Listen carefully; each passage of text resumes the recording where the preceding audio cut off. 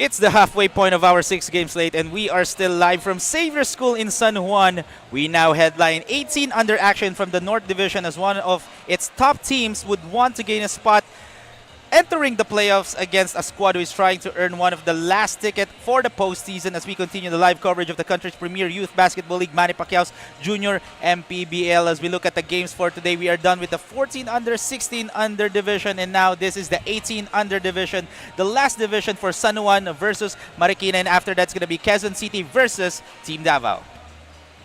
Good morning mga kaliga natin. Once again, my name is Rowy Sacote. Together with me is Coach Noy Africa. And Coach Noy, this is now the 18 under division. Literally mga kuyas na mga naglalaro dito between Marikina and San Juan. And speaking of San Juan, they are seated at the number 2 spot with a 5-1 record in the 3-game winning streak. And eto namang Marikina Junior Shoemasters are 3-2 with a pattern na win-loss, win-loss, win. Yes, definitely. And for Marikina, wanting to break that pattern and hopefully be able to go over 500 permanently. Currently at 3-2, while ito ang San Juan after that loss against Bulacan, coming off 3 straight wins. So looking to stay unbeaten in their last 4 games. Yes, that's why we will talk over the games dito ng Makabagong San Juan Mighty Warriors in their previous game when they won against Davao King Thorns. Yeah, that's right. They won a real close one against Davao King Thorns, escaping with a 1-point victory. They allowed Davao to shoot 46% from the field. Very lucky to come up with a victory here, able to out-rebound Davao though 41-33, and being able to get hot from the outside, 10 out of 30 for a very high 33%. So even if they gave up too many fast break points in that game, 24 to Davao, they were able to escape the victory, mainly because of the effort coming from this guy, Gillian Kines, finishing with 18 points, 8 rebounds, 5 assists, 2 steals, and 1 block. And that was a tough win for San Juan.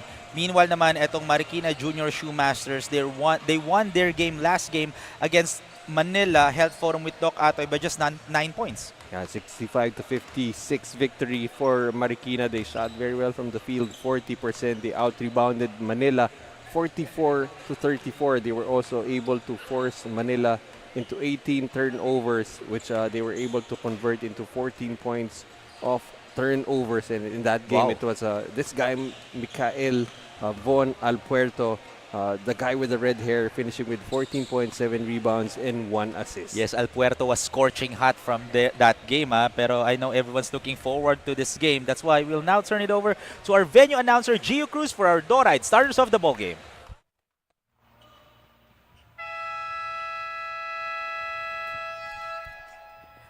Enjoyment continues here at Xavier School, San Juan City, as we bring you the continuation of Manny Pacquiao's Junior MPBL Season 2, ang Liga ng Bawat Batang Pilipino. We are live on the official FB page and YouTube channel of the Junior MPBL. It's the 18 under division. Marikina Junior Shoemasters versus Makabagong San Juan Mighty Warriors. Now let's meet the starters, beginning with Marikina Junior Shoemasters. Starting guard number 10, John Rick Estacio. Other guard number 27, Rafael Esquera. At forward, number 16, Andre Aquino. Other forward, number 35, Kiolo Alpuerto. At center, number 28, J.R. Viñas. Head coach of Marikina Junior Shoemasters, 18 under, Richmond Boleche. His assistants, Patrick Zoilo, Patrick Garcia, Kobe Ambrosio, Jano Sipagan. Team manager, James Mendoza. And now let's meet the starters from Makabagong San Juan Mighty Warriors. Starting guard number 1, Arle Podador. Other guard number 30, Sean Howe. Starting forward number 0, Gillian Kines. Other forward number 4, Dilon Natividad. And man in the middle, number 93, Ram Sharma. Head coach is Britt Roma, assisted by Ricky Alcantara. Team manager, Peter Nong. Our game officials, crew chief. This is our door-ride bola ng Pilipino. Starters of the ball game for Marikina is going to be Esquera, Estacio, Aquino, Alpuerto, and Viñas. And for San Juan, Podador, How, Quines, Natividad, and Sharma. Once again, my name is Rowy Sacote. Together with me is Coach Noy Africa and Richie Sangalang on the sidelines. So this is our last game between San Juan versus Marikina in our 18 under division dito sa Xavier School in San Juan. And again, San Juan are in a 3-game winning streak. Meanwhile, etong Marikina naman, his first bucket goes to Alpuerto. They are coming up with a win against Manila for help with Doc Atoy in their previous game sa bahay ni Jowo. Again, Marikina able to win in the 14 and under, 16 and under division. So San Juan looking to gain some respect with a victory here. Steve Howe misses that 3-point shots, but gets the own board from Ram Sharma, who is the son of LaSalle legend Carlos Sharma, who is live right now inside the Xavier School University, or Xavier School in San Juan. And for Marikina Junior Shoemasters naman, Coach Noy, I'm witnessing some patterns all throughout their stint dito sa ating tournament sa 18 under. They started out their first game against Quezon City. They won that game against Antipolo. However, that bucket will not count for Marikina as that was a shot clock violation. Poor awareness for Marikina. May pattern itong Marikina eh. They won their first game, they lost their second game, they won their next game, they lost their next game, and after that, they won their last game. So you're saying? May win-loss, So you're saying? I'm not saying na, in terms of pattern, di ba? Alam natin yung kasunod. Pero again, this is the perfect time for Marikina to break that pattern and break the winning streak dito ng San Juan. Well, actually, this is the perfect time to break that theory of yours. Yes, exactly. Kung meron man tayong mga commentators curse, this is the perfect time na i-break yun. Wag na yun sa free throws, di ba? So, just in case if Marikina wins, Rowy Sacote will retire. Ang bilis naman. Yeah, just kidding. 19 years old pa lang ako, magre-retire ka. Nung 19? You were 19 20 years ago. 19 dihan nyo na. Pero ito, ball stays with Marikina with 14 on the shot clock. Still a tight ball game. And this guy, Alpuerto, he was the best player, or he was the player of the game in their previous game. He was scorching hot, like his hair. Played for 16 minutes, scored 14 points. He was 70% from the field. He is dominating the paint on that game sa bahay ni Joe. And I've covered that game together with Coach Quito. Yeah, that's why you're very familiar with that game. While for San Juan, as Ram Sharma, first buck of Ram Sharma, Aslama Jama. That's a tic-tac highlight for Ram Sharma. did not even need a runway, just got the ball, went straight up for the two-hand slam. And that sends a statement already for Ram Sharma. And I saw Carlos Sharma, his father, standing up after that dunk. And that's a long two-pointer, this time for Rafael Esquera. Oh, great fast break opportunity, but denied for J.R. Viñas.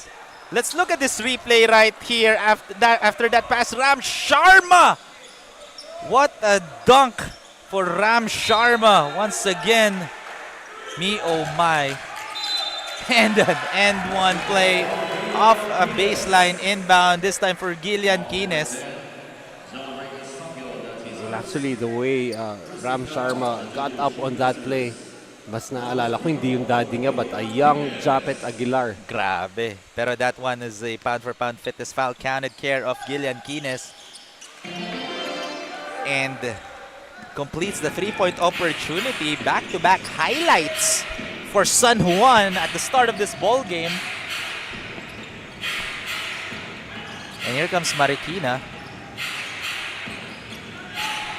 6 minutes and 38 seconds remaining. Three-point shot is a no-go. Great defense by Ram Sharma. Look at that battle for possession there. That's going to be a jump ball. Possession arrow points towards San Juan's favor. So great stop once again for San Juan. So again, despite a couple of highlights for San Juan to start the game, they're only up by 3 points. Again, style points don't amount to much. Yes. And let's see again, San Juan are already in a 3-game winning streak. So meron ka ng kumpiyansa eh. Pero like what we mentioned during the previous games, you're only as good as your previous game. And cannot afford to be overconfident. Yes. You just want to have enough confidence to be able to do things on the court. And Yes. I'm very familiar with this dahil kakasabi lang kanina to ni Coach Ricky Alcantara. Oo.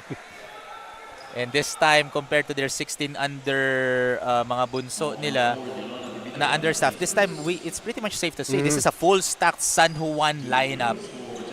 Same with Marikina, which is good. So we are in for a treat right now as J.R. Viñas is at the line shooting 2 free throws.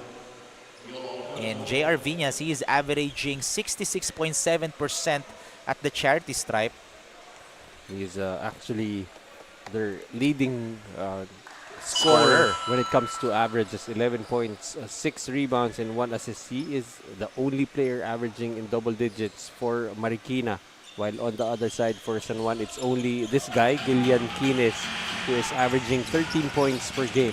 Yes. And Ram Sharma with 8.8 rebounds. So gandang combination nun. May taga-shoot, may taga-rebound. And of course, you've got one of the better outside snipers that we have here in the junior MPBL, Sean Howe, Yes. averaging 8 points per game. And speaking of, that's a 3-point play. But another block against Sean Howe by J.R. Viñas once again. J.R. Viñas, it's pretty much safe to say, minarkahan niya to si Sean Howe. Back-to-back Looks like blocks. he read the scouting report, getting 2 blocks on Sean Howe. In the first quarter alone. And look at that, bulldozing his way through, but Ram Sharma got a piece of it. But ball stays with Marikina with 14 on the shot clock. And that's an advantage for San Juan. If you have a tall defensive player like Ram Sharma who is guarding the paint, your opponent is gonna have a hard time shooting the ball inside the paint. And that's gonna allow the other guys to gamble a bit more on defense. But that time, they leave Esquera open for that 3. And Sorry, that's Esquera. Esquera. Magkalapit na kasi yung spelling eh. Kaya kapati ako nalilito. Pero right now, Marikina up by 1 point in this ballgame with 40 seconds remaining as Ram Sharma left wide open. Credit the dime from Gillian Quines. And that's how much attention Gillian Quines is getting, allowing Sharma those open looks inside. As Rafael Esquera knocks that one in once again for Marikina. Trading buckets here for both teams and a steal for Marikina. Gives it, Aquino wide open. Can't get it to fall. And yun na nga, Coach, yung kanina pinag-uusapan natin, yung mga box out. Diba? This time sa mga 18 under, pinapakitaan na tayo ng mga box outs. As Arle Podador was called for an unsportsmanlike foul, I believe because he wasn't aiming for the ball, nag-slide siya. I think the referees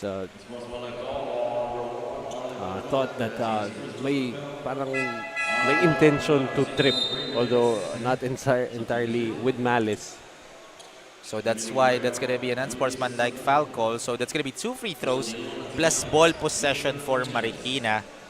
And at the line is Jean Kakananta. And was able to... Let's see if Jean Kakananta will go 2 for 2 here. Jean Kakananta averaging 40% from the charity stripe is 1 for 2 there. As we take a look at this replay right here, ayun. No intention to go for the ball. And of course, these are young kids who are playing. This is a developmental league. Yeah, of course, we want to teach the young players on how to play the right basketball, di ba? Well, actually, in other leagues, that would have not have been an unsportsmanlike foul. Pero for this league talaga, it's a referee's call talaga. That's really the priority, is to protect the players at all times. And to teach them, Bren, the young generation na hindi pwede yung mga ganun. Always aim for the ball, di ba? So, 5 seconds remaining, or 5 seconds on the shot clock here for Marikina, rather. as our officials going for the ball. Ganito kasi kalaki ang Xavier School, di ba, in San Juan. So again, also the importance for the referees to stay in shape with all the running that they have to do. Oo, nakakapagod yan. Kaya ako nakaupo na lang ako dito eh. At least tayo, di ba, we have the luxury to cover some games for free, ah. And what a great shot from the inbound. Great play setup for Marikina. And that increases the lead to 4 points with 3 minutes remaining here in the first. San Juan has the possession. Look at that blitz right there, or a switch rather, for Marikina. As a tough shot, great contest for Marikina. Pinasa sa atin yung bola. Coach Noy, napagalata ang 18 under daw tayo kunwari. Sabi daw maganda yung upo natin dito. Siguro may sinabi kang masama doon sa player na yun. Hindi mo napapansin. Napasa lang sa atin kasi sabi niya, 18 under to eh. Para kala ko 18 sila Noy and Rowie. 19 na po kami. Oo. Okay. Yung 19 combined yun. 2 minutes and 18 seconds remaining here in the first quarter. Still anybody's ball game as there's a pushing foul on Jean Kakananta. That's going to be the second team foul for Marikina. Same number for San Juan. And Jean Kakananta in their previous game only scored 3 points. Played for 8 minutes and 40 seconds remaining. Less than 2 minutes of action here in the first quarter. San Juan passes it inside, fakes, extra pass in the middle. Oh! Might have gotten away, but great shot for Juris San Juan. That's the first 2 points for Juris San Juan, averaging 2.5 points per game and nearly 4 rebounds. As Rayupa misses that shot on top of the key. But ball stays with Marikina with 16 on the shot clock. So far, a tight ball game. Again, this is the battle between the second best in the league and the fourth best in the league. Of course, playoff is already up and coming na rin. So again, this is the perfect time to get some wins para at least maganda yung position mo coming to the playoffs. And very important time here of the game as both teams have gone to their benches already.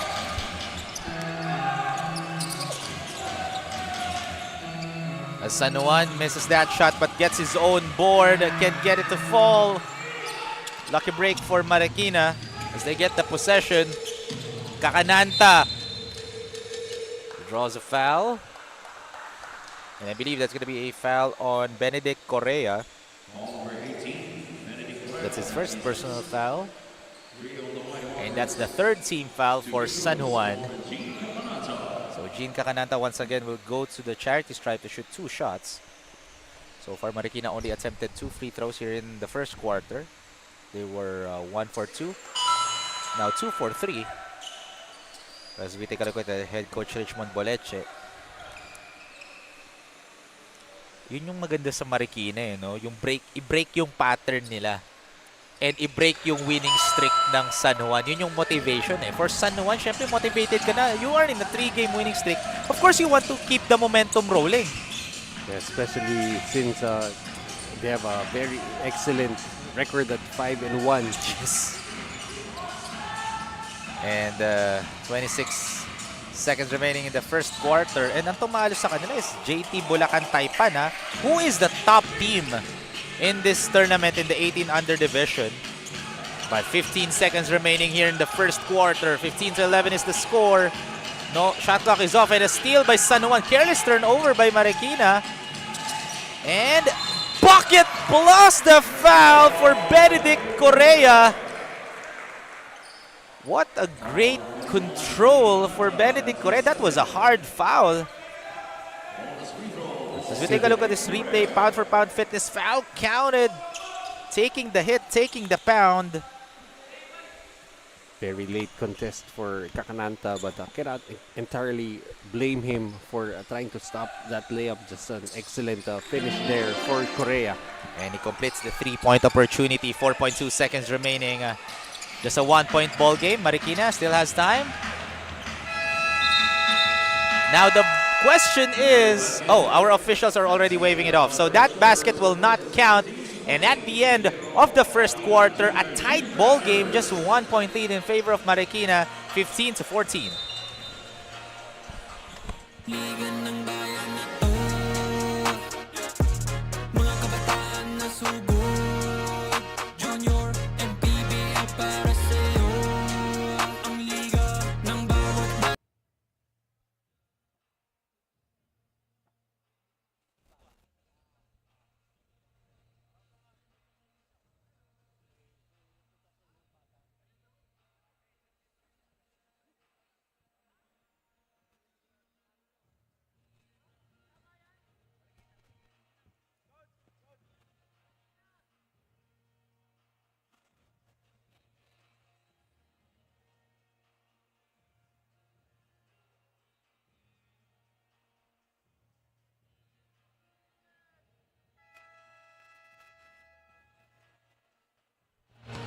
We have reached the last game for Makabagong San Juan, Mighty Warriors and Marikina Junior Shoemasters. Both teams coming from their win last game. Sino kaya ang magpapatuloy ng magandang karera ngayong laro?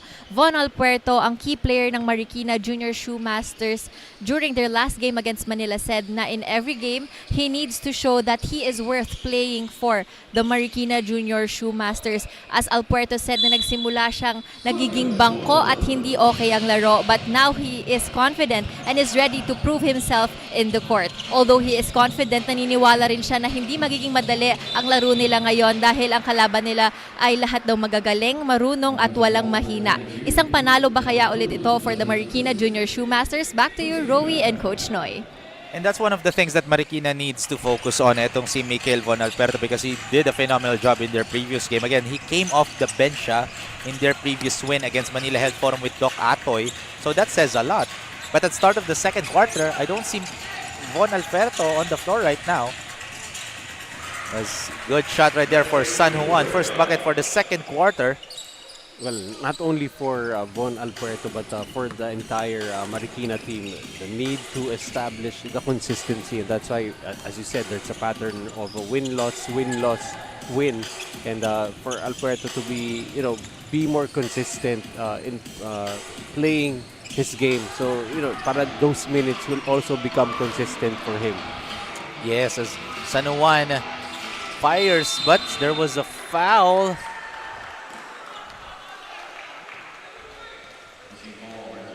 Oh, that's going to be a foul on Gerald Luis Cruz. Was that on Gerald Luis Cruz? And it is on Gerald Luis Cruz. So ball stays with San Juan with 14 on the shot clock. San Juan up by 1 point here in this ball game. This is a tight ball game already as a three-point bomb for Benedict Correa. Correa coming alive here, already with 8 points in the game to lead the way for San Juan.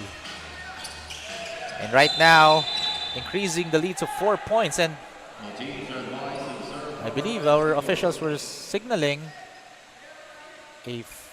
was that a double foul? I believe that's going to be a double foul. And that is going to be a double foul for Zik Perez. And Jury San Juan for San Juan. Yes. Jury San Juan for San Juan, no? So, ano yan? 2 fouls ba yan? Or?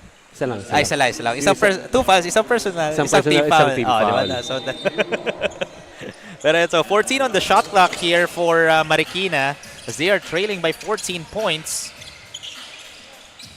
Still, what a tight ball game between these two teams. It just shows that they did their homework against each other. But ball stays with Marikina with 1 second on the shot clock. Is this going to be an alley-oop play? And the setup of the play. Oh, quick release. Air ball, but ball goes to San Juan.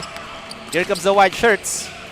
Oh, that was a great shove for Andre Ugadan. That was a mature drive, huh? And also the great seal screen for Korea, providing that runway for Ugadan. Oh my goodness! J.R. Eustaquio with the highlight reverse play. Meanwhile, a three-point bomb for Benjo Agbayani. What a great sequence that we're having right now. Highlight after highlight after highlight. And we're just crossing the 3-minute mark here in the second quarter. And we have so much highlights so far. Just like that, J.R. Eustaquio. And after that play, a three-point shot from Benjo Agbayani from the left corner. If you don't like that, you don't like junior MPBL basketball, we have a Nature Spring timeout break, mga kaliga. We'll be back after this.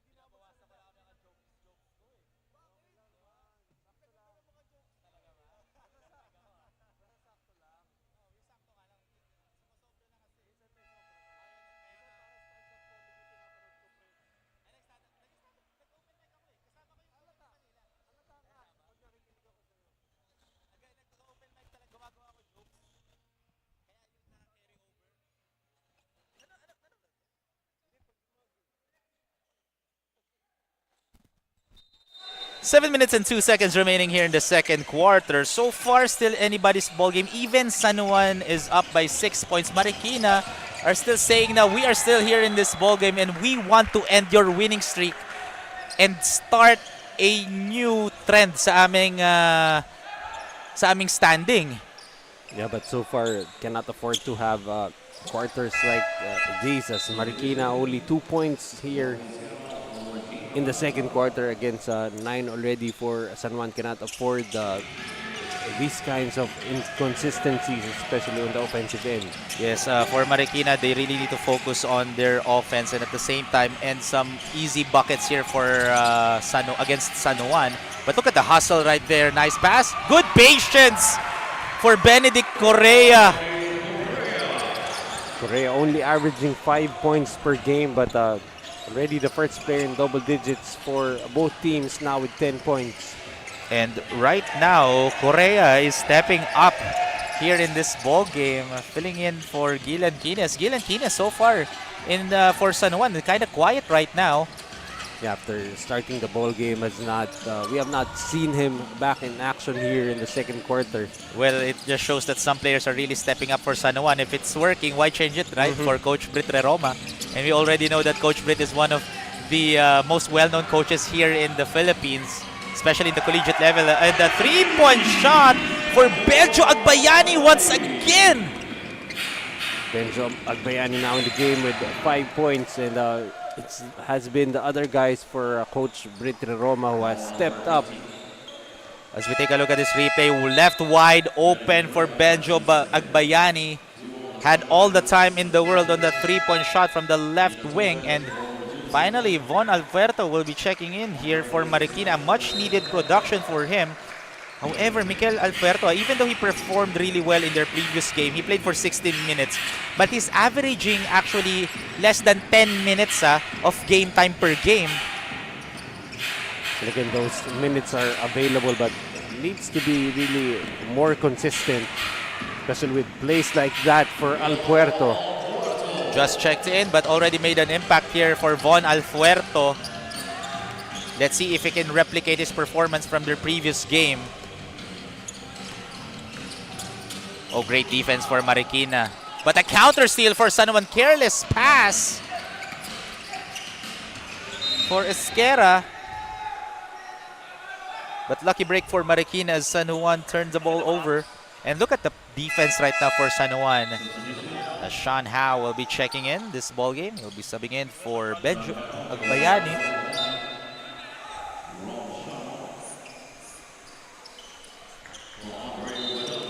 That's also Ram Sharma checking in for San Juan. Oh, there's a warning for improper bench decorum. If I'm not mistaken, this is for San Juan. So So 4 minutes and 1 second remaining. San Juan enjoying a 9-point lead as there was a foul called. You can see the defense of San Juan adjusting to Von Alfuerto na when he's on the floor. But before that, let's turn it over to Richie Sangalang. Ang goal ni head coach Richmond of Marikina Junior Shoemasters today ay to win at focus manalo dahil kilala nga daw ang players ng San Juan sa magiging magaling sa kanilang liga at pag nanalo sila sa larong ito ay isang karangalan daw for their team. Also adding here, si Gillian Guinness daw ang key player ng Makabagong San Juan Mighty Warriors, ang isa sa dapat nilang bantayan. Dahil according to Coach Richmond, ilang beses na daw nilang nakakalaban sa ibang liga ito at siya ang dahilan kung bakit nahihirapan ang kanilang team. Bagamat nahihirapan sila, confident pa rin si Coach Richmond kasi close naman daw lagi ang laro nila, salitan ang panalo at talo. Ano kaya ang kapalaran ng team nila for today's game? Back to you, Rowie and Coach Noy.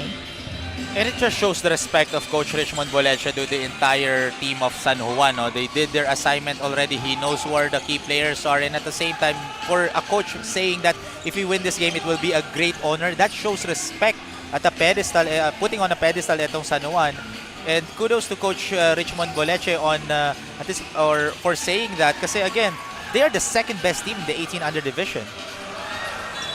And again, even in life, if you want to be taken seriously, if you want to get respect, take down someone who has the respect of everybody. And so far, San Juan with a 5-1 slate, one of the feared opponents here in the Junior MPBL 18 under division, and a victory here will give Marikina a 4-2 slate and tie, just be a game away from San Juan. And again, we are playing in San Juan, So technically, this is the home court or visiting team talaga dito yung Marikina. And this is the first time that Marikina is playing here in Xavier. For Makabagong San Juan Mighty Warriors, this is the second time that they are playing in Xavier. Their previous game against Davao King Thorns in the 18 under division, they only won by just 1 point. That was a crucial win for San Juan. And so far, Marikina has had a lot of success today here in Xavier, winning in 14 and 16 under division. So looking to sweep San Juan here. But again, for Marikina, one of the players that they are watching, si GQ, si Gillian Guinness. Of course, Gillian Guinness used to play for Bawan Cafe Uno in the 16 and under division. Has now moved up to the 18 under division and is now currently playing for San Juan. And one of the key players for San Juan, itong si Gillian Guinness. As Alfuerto, a big guy who can also dribble down the floor. Look at that, muscling his way through like a bulldozer. But was able to get a foul and he'll go to the line to shoot 2 free throws. Actually, nakakatakot kung ikukumpara mo to sa bulldozer. Medyo mabilis eh. Parang bulldozer na 100 kilometers per hour. Meron ba gano'n? Nakakatakot yan. Pwede natin imbentuhin. As Alberto will go to the line to shoot 2 free throws. He's averaging 40% from the free throw line as he's able to sink that one in. A big guy who can shoot free throws. That's deadly, And he loves to put a body on someone. Ito, mahilig makipagbanggaan to. And he has because of that, there's a huge opportunity for him to draw a lot of fouls. And if he can sink his free throws, that's a deadly player there for Von Alfuerto. But Ram Sharma, not in my house, says Ram Sharma. And again, able to use his length right there. Yes, and right now, 10 seconds on the shot clock here for San Juan, or for Marikina rather.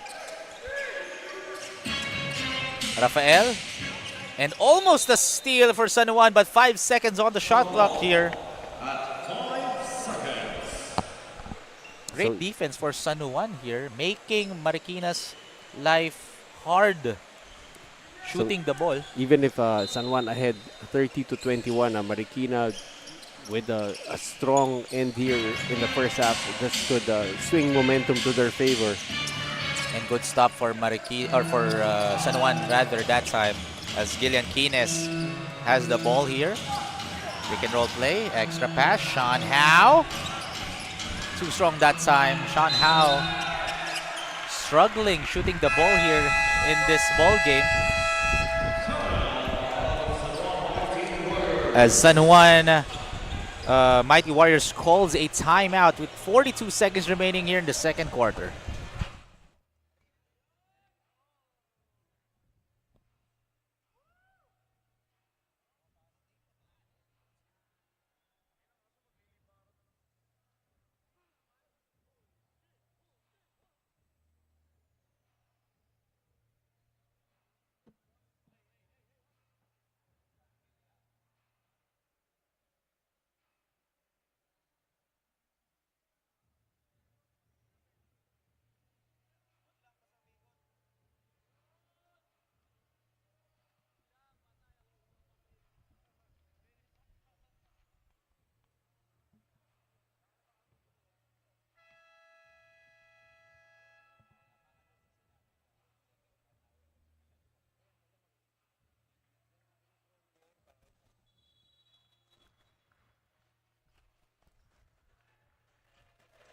Nine-point lead here for San Juan with 42 seconds remaining here in the second quarter.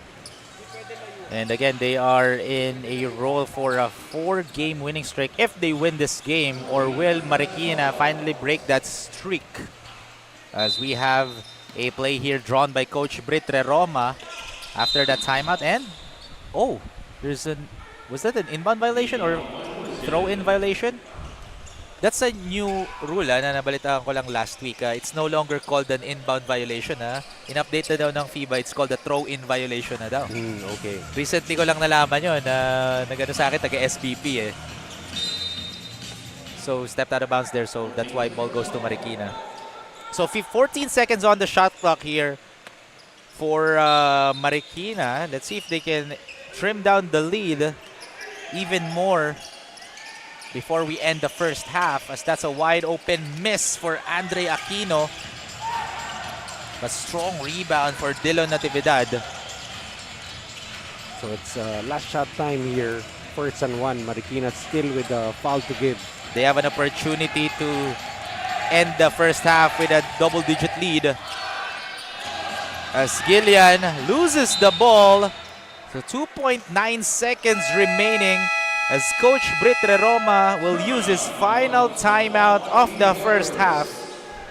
Let's see if anong gagawin nila dito, as we'll be back mga kadiga after this.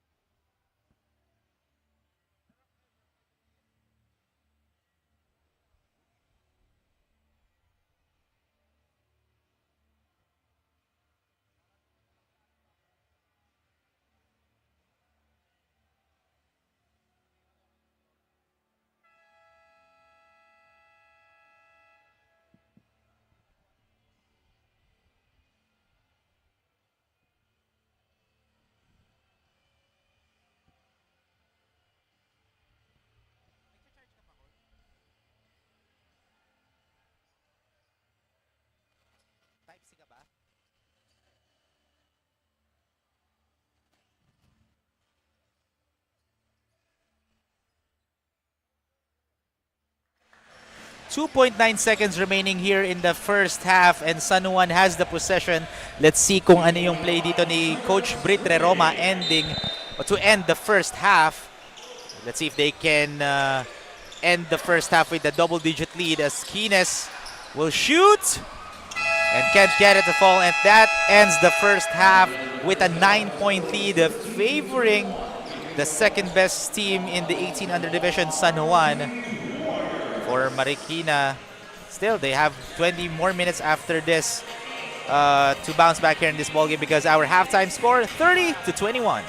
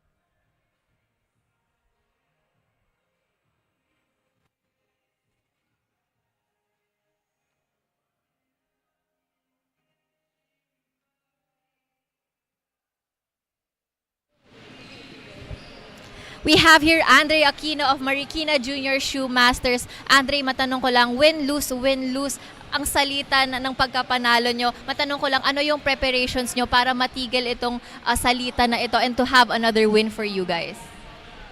Sumusunod lang po kami sa mga payo po ni Coach na yung chemistry po namin lalo pa po magana. Tsaka ensayo pa po ng ensayo para po lalo tuloy-tuloy po yung panalo. 9-point lead na ang San Juan. Ano kaya yung pinaka magiging push nyo or inspiration nyo para maipanalo ang susunod pang dalawang quarter? Depensa lang po ng maayos para po sa manager po namin kay ate po na may sakit. Ayun po yung inspiration po namin para po manalo po sa laro pong ito. Ayun lang po. Andre Aquino of Marikina Junior Shoemasters.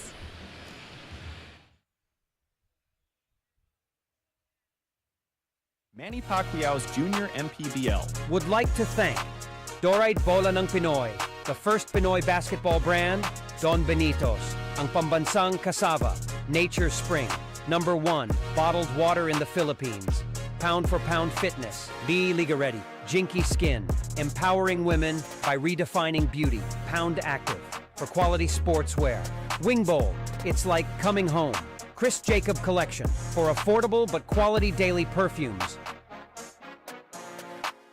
Manny Pacquiao's Junior MPBL. would like to thank Dorite Bola ng Pinoy, the first Pinoy basketball brand, Don Benitos, ang pambansang cassava, Nature Spring, #1 bottled water in the Philippines, pound for pound fitness, Be Liga Ready, Jinky Skin, empowering women by redefining beauty, Pound Active, for quality sportswear, Wing Bowl, it's like coming home, Chris Jacob Collection, for affordable but quality daily perfumes,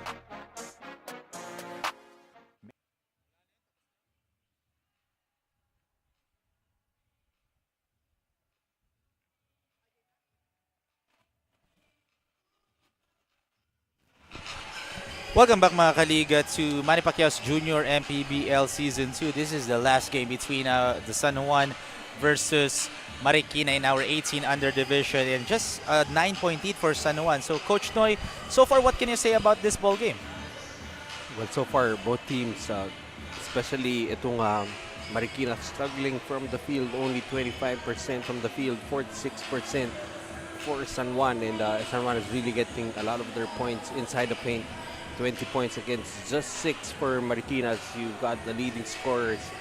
Surprisingly for San Juan, it has been Correa leading the way with 10 points. You've got Agbayani with 5, Ram Sharma, including that monster jam earlier, 4 points in the game, while for Marikina, Esquera coming off the bench, buying the spark, 7 points, Alpuerto with 6, and Kakananta with 3. Wow, so Benedict Correa already doubled his usual output. He's averaging 5 points, but right now he has 10 points here.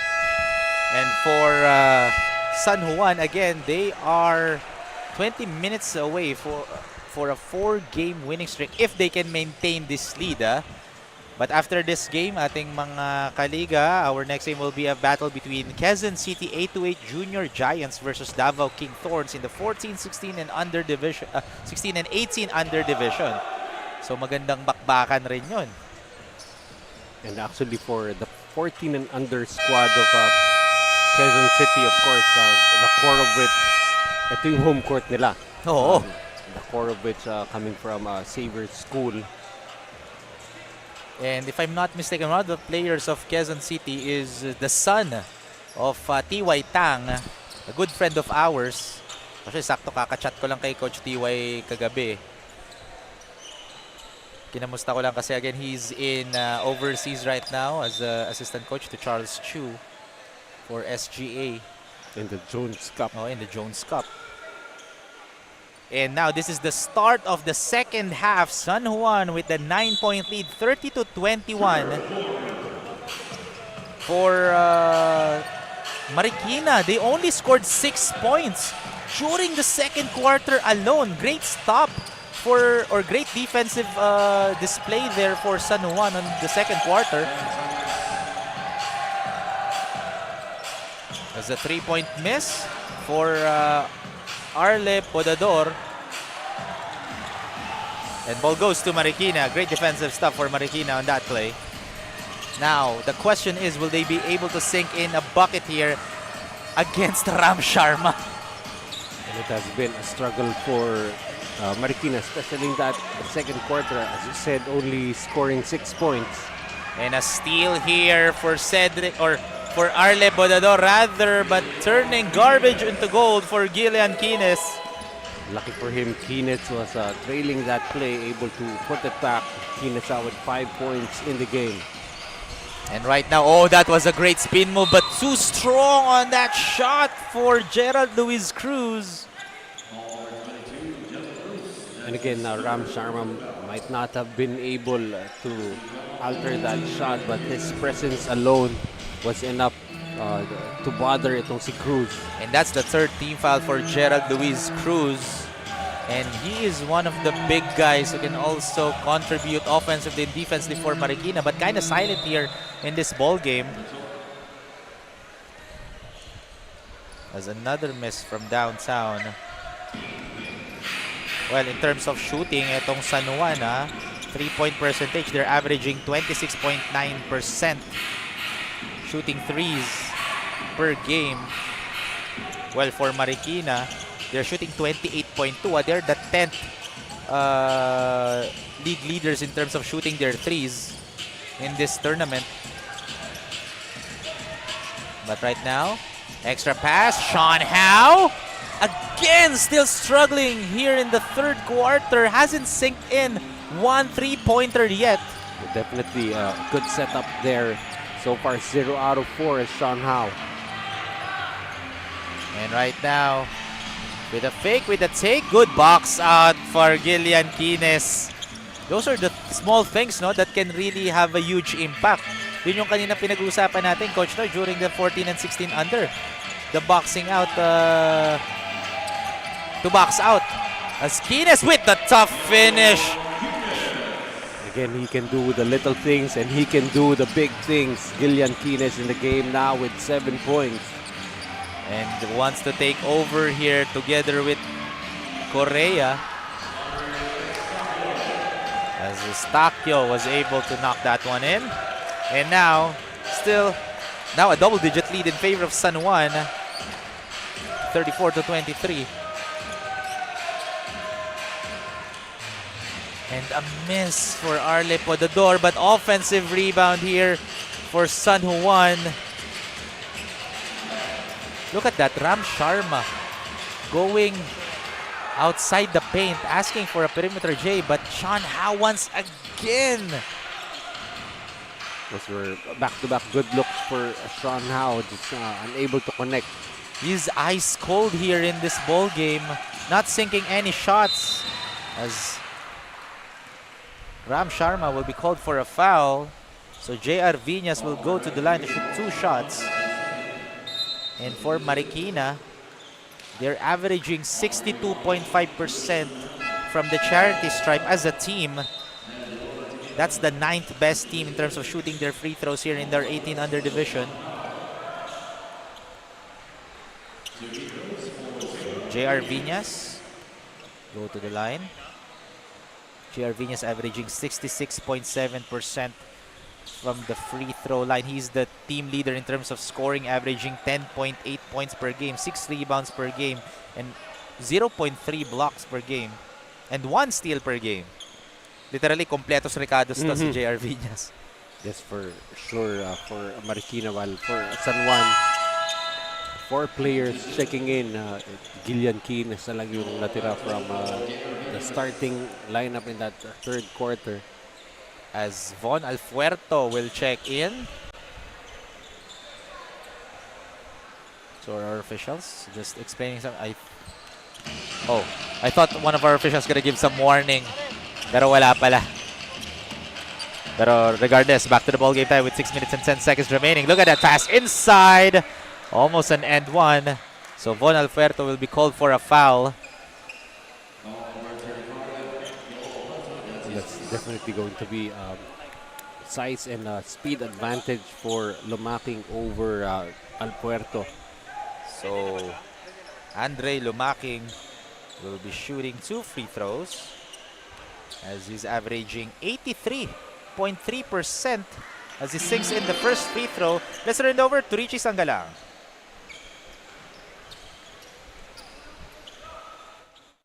We have to be consistent. Hindi pa namin na ipapakita ang full potential namin. This is what Kilian Quines of Makabagong San Juan Mighty Warriors said. And by full potential, Quines is pertaining to when his teammates are playing solo on the court. Pag nagsasarili, nawawalan sila ng chemistry, kaya ang communication at pakikinig sa coaches ang ginawa nilang way para maiayos ang kanilang laro today. How are they doing in the court? Rowie and Coach Noy. And I like the minds of Gil and Quines. Even though they are 5-1 in this competition, kulang pa rin. And that shows the championship mentality for Gil and Quines na even though they're in a 3-game winning streak, they are not yet satisfied. They are not saying that they're saying that job's not finished. Well, siguro individually, they have some of the best players in the tournament, but as a team, there's still some things that they need to work on. Yes, as we have a timeout break, mga kaliga, as we take a look at this replay right here, Gillian Quines with that fast break layup. And now for our Nature Spring, timeout break, 7 affordable bottled drinking water to Filipinos anytime and anywhere.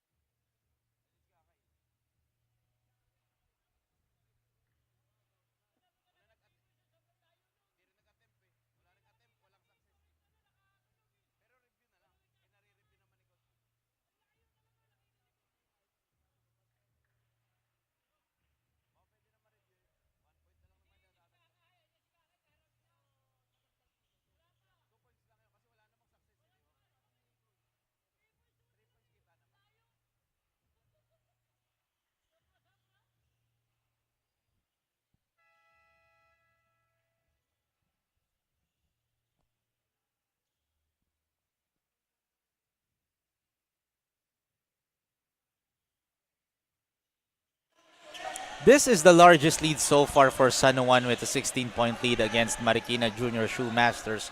With 5 minutes and 32 seconds remaining, let's see if what Coach Richmond Boleche has in store for us to have a bounce-back ball game against San Juan.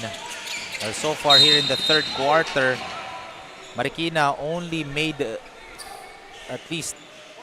they only scored 3 points here in the third quarter. And we're already close to closing to the halfway mark here in the third. And nakakatres pa lang ang Marikina. And again, the need to be consistent for the full 40 minutes. All those minutes that you take off in a game, teams like San Juan will definitely make you pay. As Rayupa gives it to Tabunyar, but the ball stays with Marikina Junior Shoemasters with 3 seconds on the shot clock.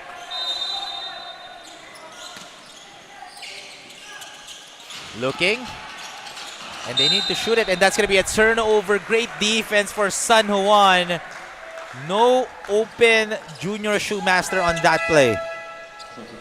Well, actually for San Juan, they're actually missing the services of one of their primary playmakers, Rodji Matias, who I believe is also in the Palarong Pamansa as he plays for the NU Bullpups.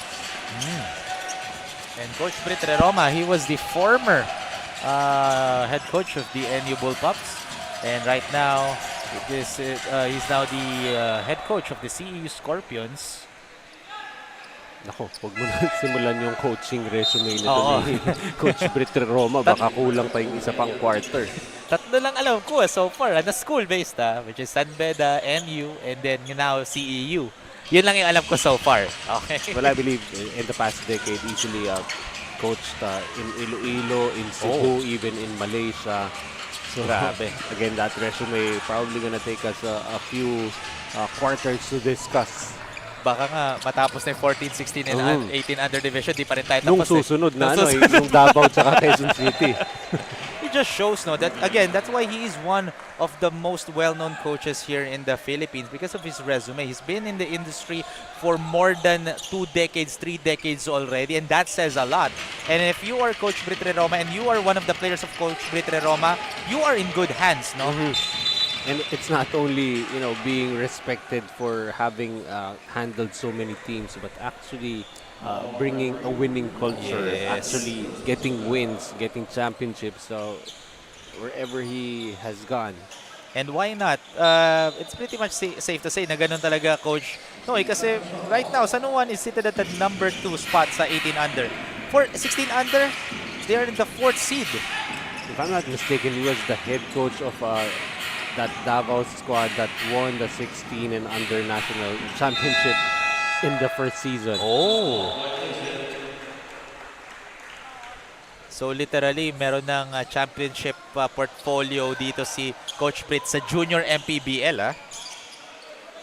And wants to get his second here in the second season of Manny Pacquiao's Junior MPBL.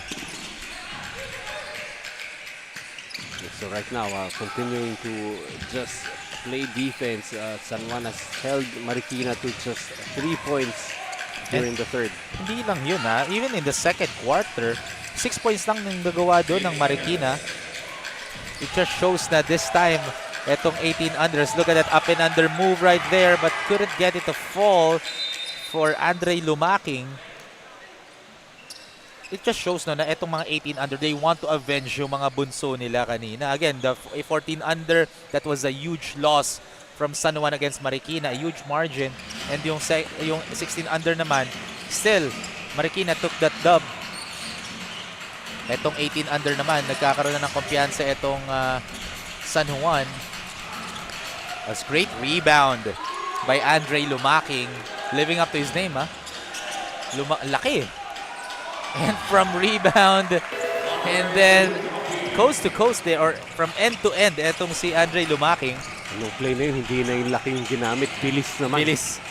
So, bumilis. Never mind. Yeah, let's not go there anymore. But yes, ball possession stays with Marikina with 14 on the shot clock here. Alfuerto kind of cold here in the third quarter compared to his performance in the first half. And what you like about San Juan, if you look at the numbers in the first quarter, 14 points, second quarter, 16, in the third, 10 points. Nothing jumping out of the building when it comes to offense, but it has been their defense after giving up 15 points to Marikina in the first quarter, as you said. A combined 9 points in the second and third quarter so far. And at the same time, they're limiting Marikina to shoot only 21% from the field so far. And a 3-point miss once again for Marikina. And here comes San Juan. Oh, good defense for Alfuerto. That's one of the key things that Coach Richmond Boleche can maximize on is Alfuerto defend the paint. Again, that's why, Alfuerto is already playing his 6th game here in this tournament. But in the first 5 games, all throughout this tournament, he's only playing 9 minutes. Close to 10 minutes here, And with the way that he has been playing, especially the past 2 games, just might be able to earn more minutes. So far in the game, 6 points and 5 rebounds. Marikina almost loses the ball, but misses that time for Rafi Esquera. And another 3-point bomb. And finally, John Rick Eustaquio was able to knock that one in from downtown. I'd actually like to see John Rick Eustaquio to shoot more. He has been very unselfish. Not only in this game, but for the entire tournament, he's only averaging 5 points per game. As Eustaquio, back-to-back shots from J.R. Eustaquio. And that trims the lead to just 12. Will that count? Almost went in for Seb Peralta, and that ends the third quarter with a 12-point lead in favor of San Juan. But regardless, mga kaliga, we still have one more quarter remaining. We'll be back after the break.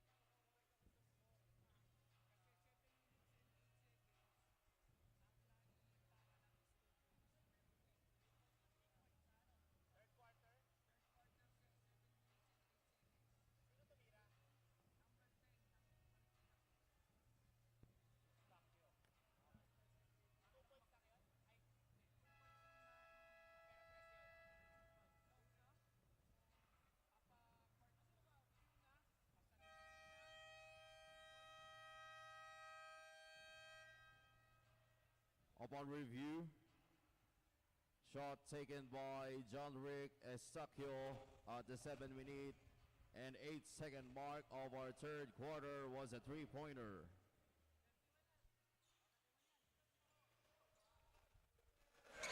Ten more minutes of action here between San Juan and Marikina, and we are looking for at an 11-point lead in favor of San Juan coming into the fourth, because we had a correction here as our game announcer is announcing it right now here in Xavier School at the 7-minute and 8-second mark of the third quarter.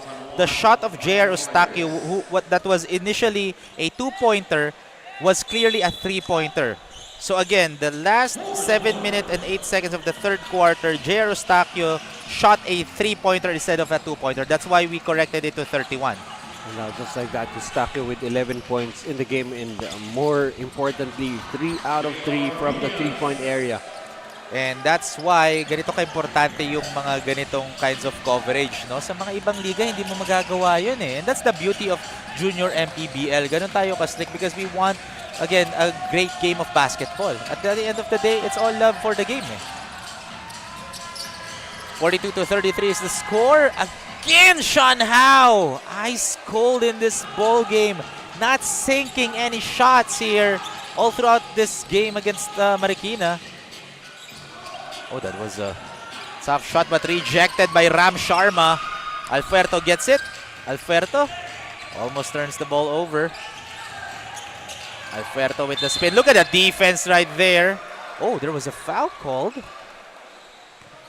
I thought that was a great closeout na, pero our officials were saying that there was a foul on Juris San Juan, and that's his third personal foul already. Kita mo dun yung mga players ng San Juan, they're not afraid to get beat off the dribble, mainly because Ram Sharma is lying in wait right at the rim to get those blocks. That's a great paint defender etong si Ram Sharma for San Juan. That's why Marikina are having a hard time shooting inside the paint.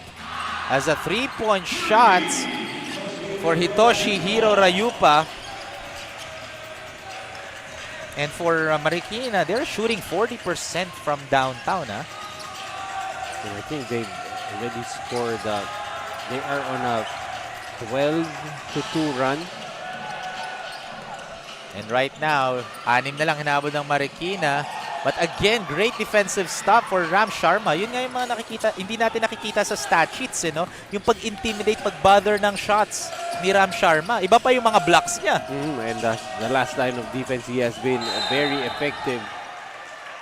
As Correa will go to the free throw line. Correa 10 points in the game, all scored in the first half. And again, here for Marikina, they are the 9th best in the league in terms of shooting their free throws, averaging 62.5%. As he sinks in that first for Benedict Correa. And Benedict Correa naman averaging 25% from the charity stripe. Not a good percentage if you're Benedict Correa.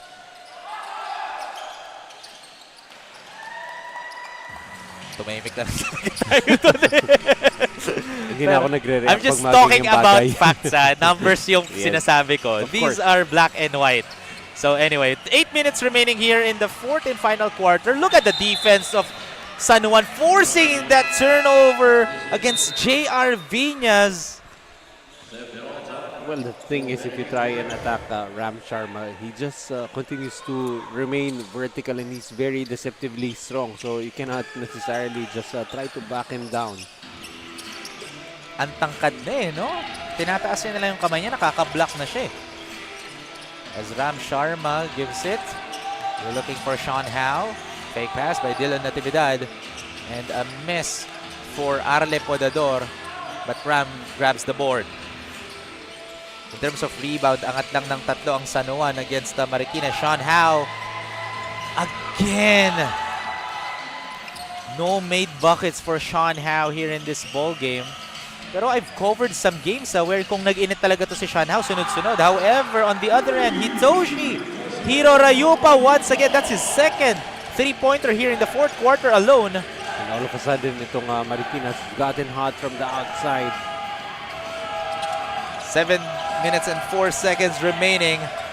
Oh, a wide open long distance shot, but another miss for Arle Podador. They're getting wide open shots. I'm talking about San Juan, pero they're not able to convert those wide open shots. That's how Marikina's gotten back into this ball game. San Juan getting cold from the outside while Marikina starting to get hot. And there's a hand check foul. And that's going to be on Dylan Natividad. So some substitutions here for Coach Brit Roma as we take a look at this replay right here. Hitoshi Hiro Rayupa being the hero here in the fourth quarter with back-to-back bombs. That's why we're only looking at a 4-point play or 4-point lead in favor of San Juan. He was able to trim down the lead quickly here. As look at that great knockout play, Ika nga. This time for JR Viñas. Well, he needed a lot of trickery to get the attention of Sharma away from Viñas. Dalawa na lang ang inahabol dito ng Marikina as again another miss for San Juan. San Juan only scored 1 point here so far in the fourth and final quarter compared to Marikina's 8 points, or 10 points rather. Eustaquio thought about it, will fire, hits the back iron or hits the backboard and miss. 6 minutes remaining, still no field goals made for San Juan. Oh my goodness! Great rejection for JR Viñas. And a foul was called on Gerald Luis Cruz.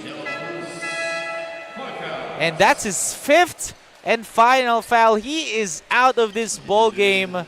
And that's very crucial for Coach Richmond Boleche. However, Alfuerto will go back to the court, replacing Gerald Luis Cruz. And as Andre Ugadan will be shooting 2 freebies. Very important here for Marikina. Losing Gerard Cruz, who was pretty much the matchup that they wanted to put on Sharma, who has been quiet offensively, but defensively making all the noise. 4 points, 8 rebounds, and already officially for Sharma, 4 blocks. Wow. And again, ulit-ulitin natin, wala pa doon yung pag-intimidate ng all shots. The altered shots, so easily could have been 8 to 10 already. Grabe. And for San Juan, they're doing a phenomenal job shooting the ball from the free throw line. Only missing 1 free throw, 6 out of 7. Compared to Marikina's 7 out of 12. As JR Viñas gets his first personal foul. And the substitution is Arjin Kakananta will be checking in for Rafi Esquera. 14 on the shot clock here. Marikina has the opportunity to trim the lead to just 2 points. Or by 1 point if they go with a 3. And they go for a 3 and rattles it in once again. Hitoshi Hiro Rayupa. Are you kidding me? 9 points in the game. All 9 points coming here in the fourth. And right now, another great defensive stop for Marikina, forcing San Juan to commit a turnover. That's the 12th turnover for Marikina. Or for San Juan rather. And converts that one for McClary Bass. And now, Marikina up by 1 point with 5 minutes and 1 second remaining. What a great turnaround. But who is the hero in the fourth? That guy right there, Hitoshi Hiro Rayupa, doing everything for Marikina. That's why we have a Nature Spring timeout break, mga kaliga. We'll be back after the break.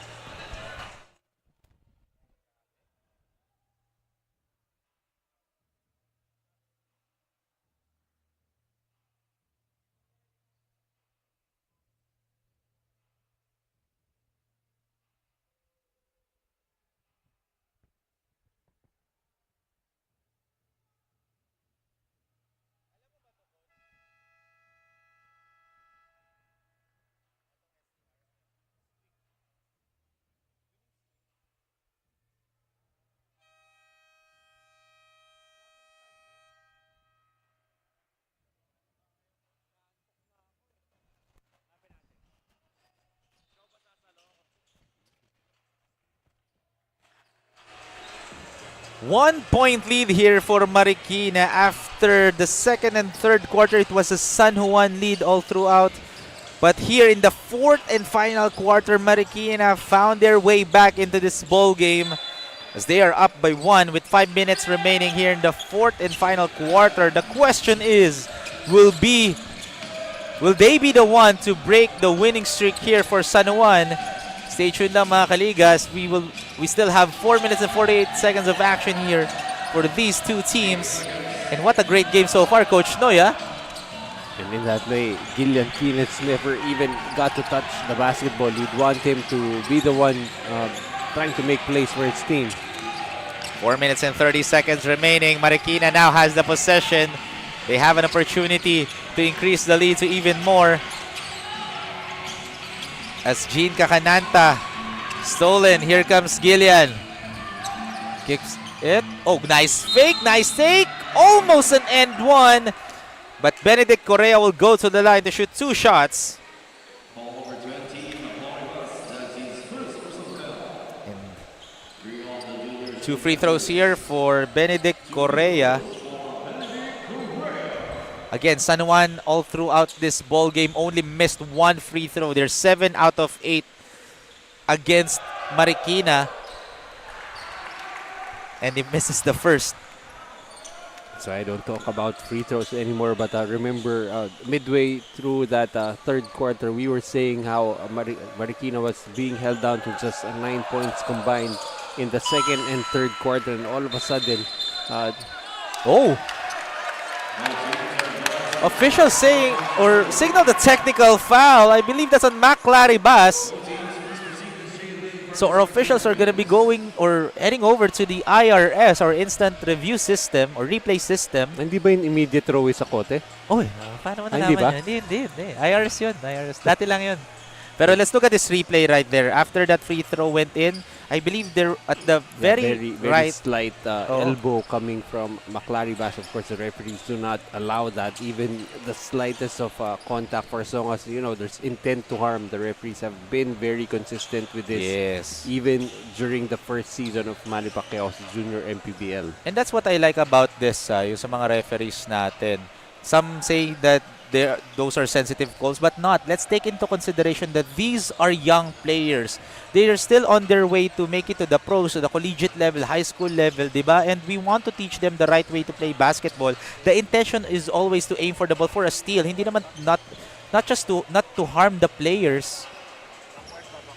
And our officials are doing their best to maintain a basketball game, di ba? Not outside of anything outside the basketball game, tatawagan ng mga officials yan.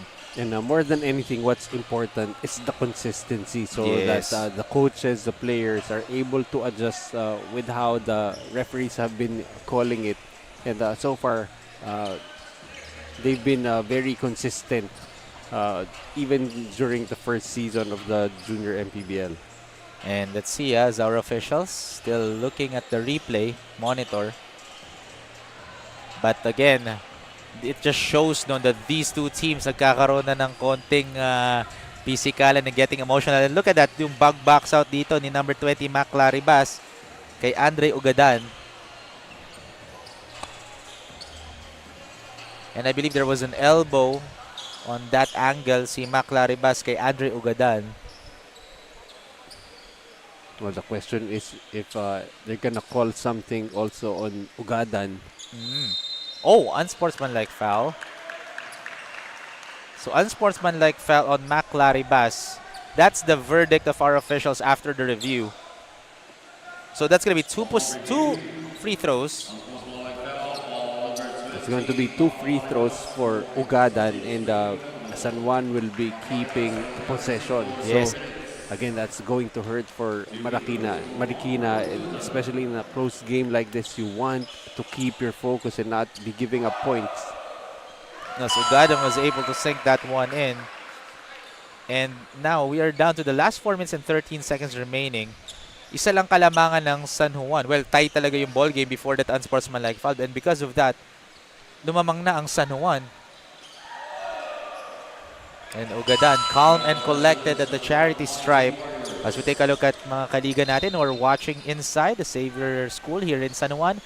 For our mga kaliga who's watching, you can also watch us live and tickets are free. Admissions are free, so you don't have to pay anything at all just to watch these future Philippine basketball players or the future of Philippine basketball players. Libre lang, no? Ganda pa ng basketball game. As a 3-point shot, clearly, that's a quick 5-point play for San Juan.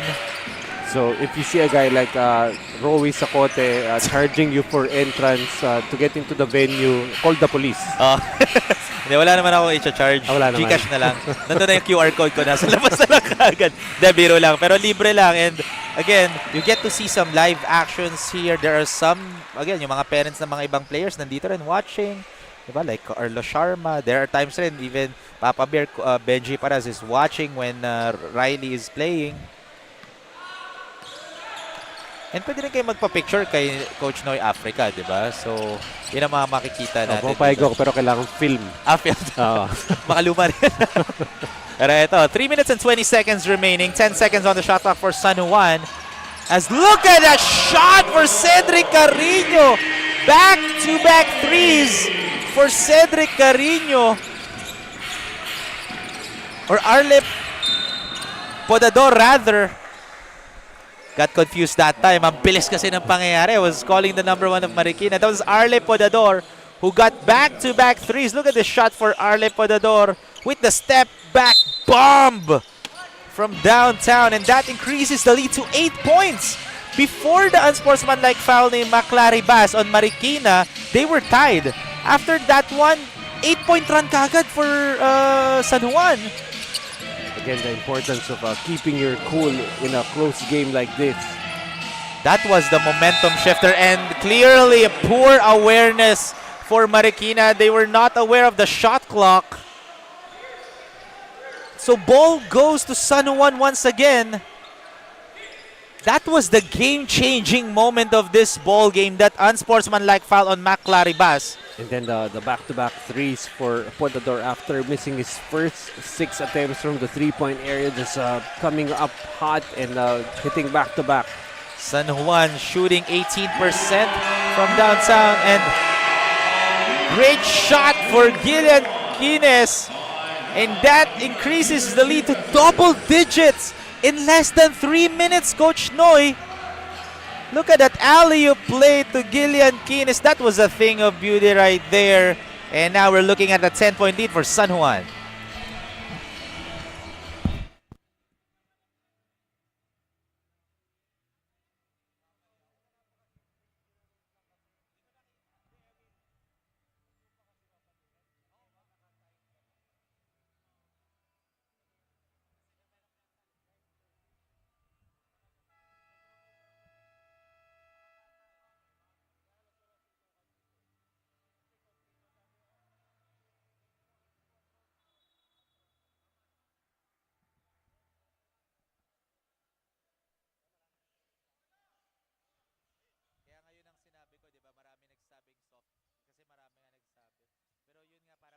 Ano tawag doon?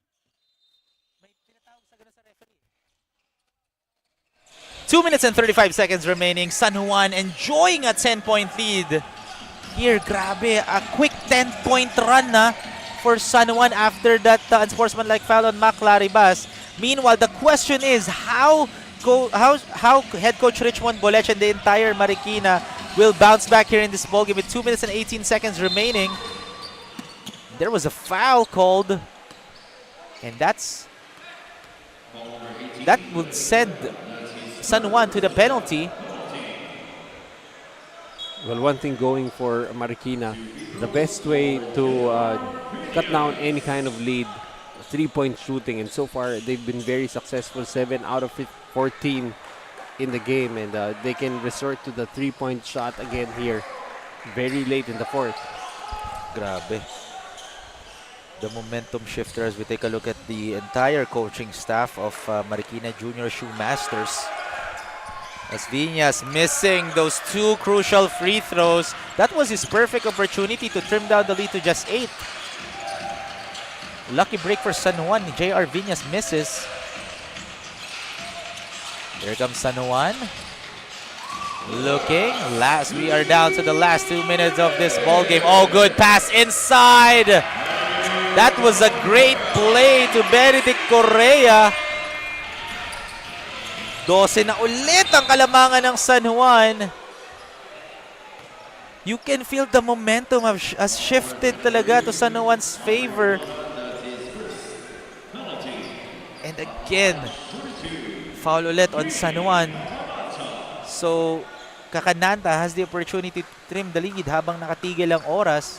This is the perfect time na humabol ang Marikina Junior Shoemasters. All throughout this game, they are shooting 50% from the charity stripe. They are 8 for 15 now after that shot ni Jean Kakananta. And if you're San Juan with both teams already in the penalty, the last thing you want is to be sending Marikina to the free throw line, allowing them to score with the clock stop. Yes. 1 minute and 38 seconds remaining. Look at the defense of Rayupa. San Juan. 7 on the shot clock. No wide open. Makabagong San Juan Mighty Warriors players. Let's look at that drive. No wide open players. I'll make my own shot, says Andre Ugadan. As Alfuerto trying to muscle his way in. Good defense for Juris San Juan. And now San Juan are on track to getting their 4th straight win in this competition. Meanwhile, Marikina are also on track doon sa kanilang winning-loss pattern nila. However, that was a 3-point shot for J.R. Eustaquio. Was gone 4 out of 5 from the 3-point area, 14 points, but just might be a little too late. Dahil simula pa lang nung laro na to, sinumpa na yan ni Rowie itong Marikina. Grabe naman. Nagsabi lang naman ako may pattern akong napansin, di ba? Na win-loss nga yung pattern ng Marikina in the 18 under division. Yeah, anyway, we're not superstitious here. But again, those are based by numbers, di ba? And the numbers don't lie. And so far, itong ang San Juan just putting on a defensive master clinic after giving up a lot of points, allowing Marikina to get back in the ball game. Just enough time to regain their focus, to steady the ship. And I really think the turning point of this game, that unsportsmanlike foul called on McLary Bass. The game was already tied, and after the 2 free throws for Andre Ugadan, back-to-back threes coming from Podador, pretty much created that separation again for San Juan. And that's why we are looking at a 9-point lead for San Juan, now 8. As Coach Britre Roma wants to talk about it with 34 seconds remaining, an 8-point lead for San Juan. We'll be back, mga kaliga, after the break.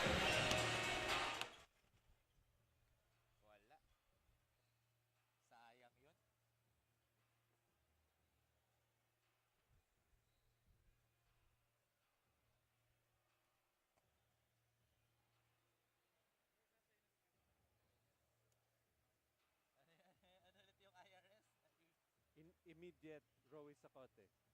Napakinggan mo pala. Narinig ko. Sabi ko kasi nakikinig ako.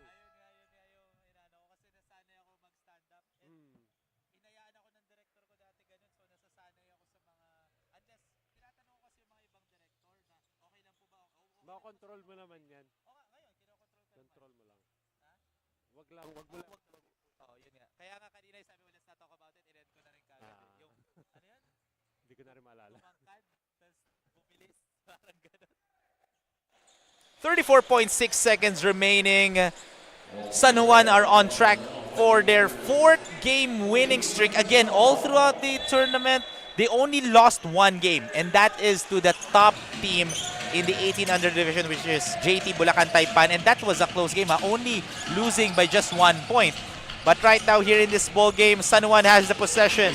28 seconds remaining. 5 on the shot clock. Falls down. That's a wide open 3-point bomb. Can't get it to fall, but gets the offensive board. There's a 5 seconds game clock, shot clock differential. 8 seconds on the shot clock here. San Juan taking their time. Why not? The clock is in their favor. And that's going to be a 24-second shot clock violation, as they will be ending this game with an 8-point win. Well, let's see. We still have one more possession for Marikina, but regardless, this will be a win for San Juan. What a great display of action. But this is a learning step for Marikina, as that's a 5-point win for San Juan. Again, the game-changing moment was the unsportsmanlike foul on Mac Claribas. And right now, after that one, San Juan never looked back. And now they are 6-1. Still the second best team in the tournament behind JT Bulacan Taipan in the 18 under division.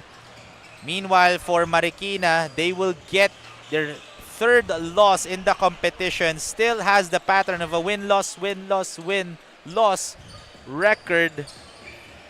They are now 3-3 in this 18 under division, and that is our final score, 60-55.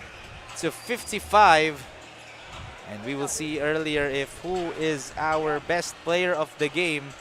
Pero sa ating mga kaliga or watching, we still have 3 more games remaining. The first half is already done between San Juan, Makabagong San Juan Mighty Warriors and Marikina Junior Shoemasters. Next half of our Saturday special of the Manny Pacquiao's Junior MPBL Season 2 will be a battle between Quezon City 828 Junior Giants versus Davao King Thorns. And stay tuned lang mga kaliga, as we will have our best player of the game to be interviewed by our courtside reporter Richie Sangalang.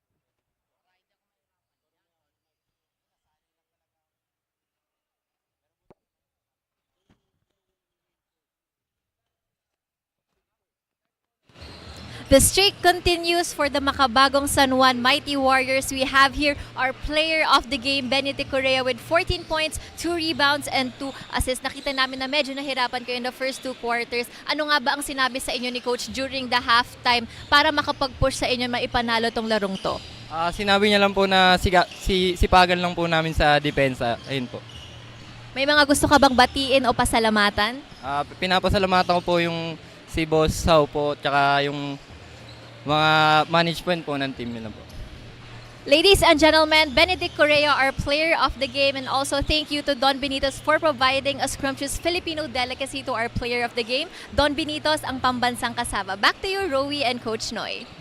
After that 3 games between Makabagong San Juan Mighty Warriors and Marikina Junior Shoemasters, that ends the first half of our Saturday special of Manny Pacquiao's Junior MPBL. But stay tuned lang mga kaliga, kasi coming up is gonna be a battle between Quezon City 828 Junior Giants versus Davao King Thorns in the 14 under, 16 under, and 18 under division. Once again, my name is Rowie Sacote. Together with me is Coach Noy Africa and Richie Sangalang, and on the entire hardworking men and women behind Junior Manny Pacquiao's MPBL Season 2. We'll see you guys in our next game. Peace! Liga ng bayan na to, mga kabataan na sugod, Junior MPBL para sa'yo, ang liga ng bawat batang Pilipino. Liga ng bayan na to,